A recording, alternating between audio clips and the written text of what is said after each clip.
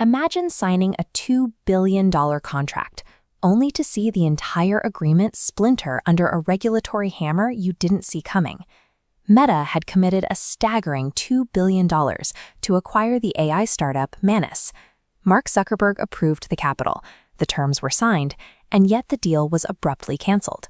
China's National Development and Reform Commission issued the order that killed the transaction. This collapse leaves Meta holding a $2 billion bill for a lesson in the high price of regulatory naivete. Legally, Manus was a Singaporean entity, with its headquarters and corporate registry located thousands of miles from Beijing. This creates a difficult legal question. How does a Chinese regulator claim jurisdiction over a merger between an American giant and a Singaporean startup? The management team at Manus assumed their foreign registration provided a permanent shield against domestic interference. Relying on that paperwork proved to be the specific oversight that destroyed the deal.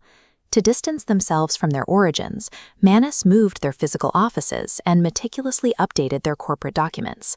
Despite the new address, the company's foundation and initial development took place entirely within China. 10 years ago, tech startups often moved across borders by simply filing new papers, treating digital assets as if they had no home country.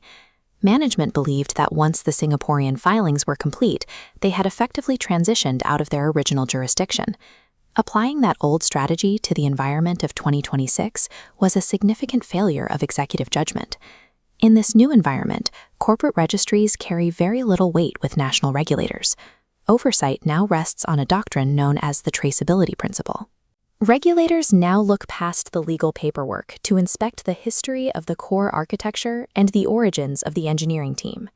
If the foundational code and the primary developers are traced back to Chinese soil, the AI is classified as a strategic national asset. Algorithms can no longer be rebranded as foreign property simply by moving them to a new server or a different country. The traceability principle ensures that the developmental origins of technology determines its legal jurisdiction. By attempting to use a shell company to facilitate the exit, Manus drew the direct and aggressive attention of export control authorities. The founders expected a smooth transition, but faced severe penalties associated with violating national security laws. The $2 billion valuation disappeared instantly, leaving investors and founders with worthless equity. Circumventing these modern AI regulations carries the risk of total institutional liquidation. The Manus failure illustrates how political boundaries are catching up to digital code. Governments are now reclassifying advanced AI models as strategic assets, similar to how they monitor sensitive aerospace or nuclear technology.